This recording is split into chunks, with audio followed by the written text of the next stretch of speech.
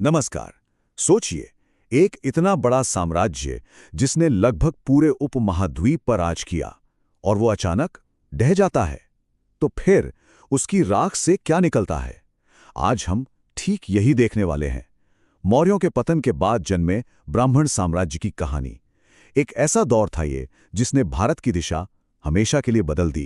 ये वाकई एक बड़ा सवाल है ना? देखिए, इतिहास में अक्सर ऐसा होता है कि जब कोई बहुत बड़ी ताकत गिरती है तो एक खालीपन, एक वैक्यूम सा बन जाता है। मौर्य साम्राज्य के गिरने के बाद भी ठीक यही हुआ और इसी खालीपन को भरने के लिए सामने आया ब्राह्मण साम्राज्य। एक ऐसी शक्ति जिसने भारत के पॉलिटिकल और कल्चरल सीन को एक बिल्कुल नई शक्ल दे दी। तो इस पूरी कहानी को समझने के लिए हम इसे 5 हिस्सों में देखेंगे। सबसे पहले, ये नया साम्राज्य आखिर खड़ा कैसे हुआ, फिर शुंग वंश का दौर कैसा था, उसके बाद कण्व वंश की छोटी सी कहानी पर भी नजर डालेंगे और हाँ, देखेंगे कि कल्चर पर इसका क्या और कितना गहरा असर पड़ा और आखिर में जाहिर है इसका पतन कैसे हुआ। तो कहानी शुरू होती है मौर्य वंश के एक बड़े ही ड्रामेटिक अंत से। जब मौर्य साम्राज्य का पतन हुआ, उसी के बाद भारत में उन राजवंशों की नींव पड़ी जिन्हें हम सब मिलाकर ब्राह्मण साम्राज्य के नाम से जानते हैं। अच्छा, तो ये ब्राह्मण साम्राज्य है क्या चीज? देखिए, सीधे सीधे कहें तो ये उन राजवंशों के लिए एक नाम है जिन्हें मौर्यों के बाद ब्राह्मण शासकों ने शुरू किया था। इसमें मेनली 2 वंश आते हैं, शुंग और कण्व। तो सवाल ये है कि ये सब शुरू कैसे हुआ? जवाब है एक बहुत ही ड्रामेटिक तख्तापलट से। बात है 185 ईसा पूर्व की। मौर्य सेनापति था पुष्यमित्र शुंग। उसने सबके सामने अपने ही राजा बृहद्रथ की हत्या कर दी और सिंहासन पर बैठ गया।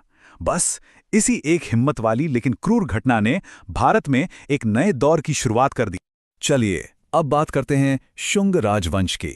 इन दोनों में यह पहला और ज्यादा बड़ा वंश था।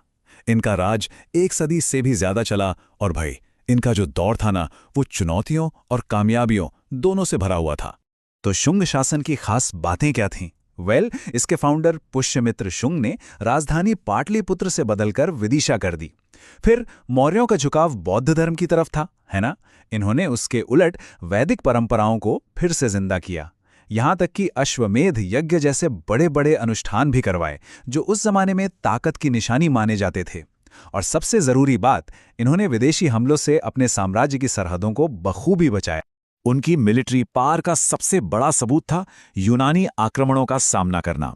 हुआ ये कि जब यूनानी राजा डिमीट्रियस और मेनेंडर ने हमला किया तो शुंग शासक वसुमित्र ने उन्हें बुरी तरह हराया और खदेड़ दिया।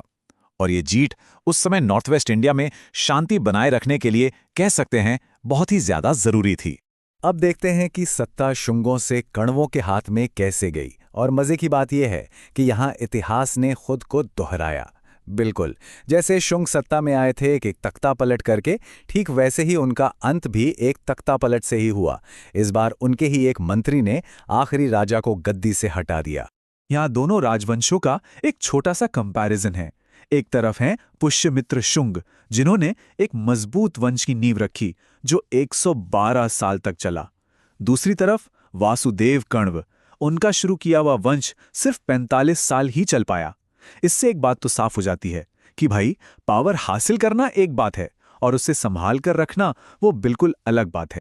चलिए, अब लड़ाइयों और राजा महाराजाओं से थोड़ा आगे बढ़ते हैं और देखते हैं कि इस साम्राज्य का वो असर जो ज्यादा लंबे समय तक टिका, मतलब धर्म, कला और एडमिनिस्ट्रेशन पर इसका क्या इम्पैक्ट पड़ा। क्योंकि सच पूछिए तो असली विरासत तो इन्हीं चीजों में होती है। इस दौर में एक बहुत बड़ा कल्चरल शिफ्ट आया। वैदिक धर्म और संस्कृत भाषा दोनों को फिर से बढ़ावा मिला। ब्राह्मणों को राज दरबार से सपोर्ट मिलने लगा।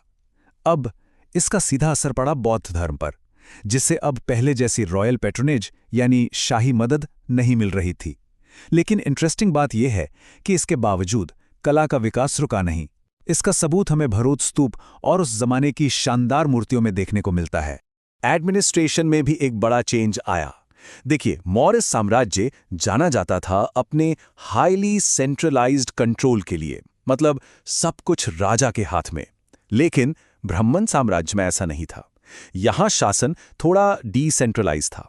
राजा की पावर थोड़ी कम थी और जो सामंत थे, मतलब जो लोकल सरदार होते थे, उनका दबदबा बढ़ गया था।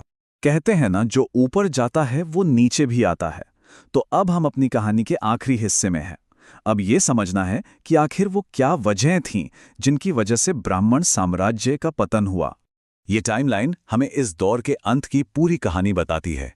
73 ईसा पूर्व में कण्वों ने शुंगों की जगह तो ले ली, लेकिन उनकी अंदरूनी लड़ाइयों और कमजोर राजाओं ने उन्हें कभी मजबूत होने ही नहीं दिया। और फिर 28 ईसा पूर्व में दक्षिण से एक नई ताकत उभरी, सातवाहन वंश। इन्होंने आखिरी कण्व राजा को हराया और बस इस पूरे चैप्टर को यहीं खत्म कर दिया। तो भले ही ये साम्राज्य पॉलिटिकली बहुत लंबा नहीं टिक पाया, लेकिन इसकी जो विरासत है वो काफी गहरी है। और ये एक सवाल खड़ा करता है, आखिर इसका सबसे जरूरी योगदान क्या था? क्या विदेशी हमलावरों को रोकना था, या वैदिक कल्चर को फिर से जिंदा करना, या फिर आर्ट और एडमिनिस्ट्रेशन को एक नई दिशा देना? शायद इसकी असली विरासत इन सब में थोड़ी थोड़ी छिपी है। एक ऐसी विरासत जिसने आने वाली कई सदियों के लिए भारत की नींव पर अपना असर छोड़ा।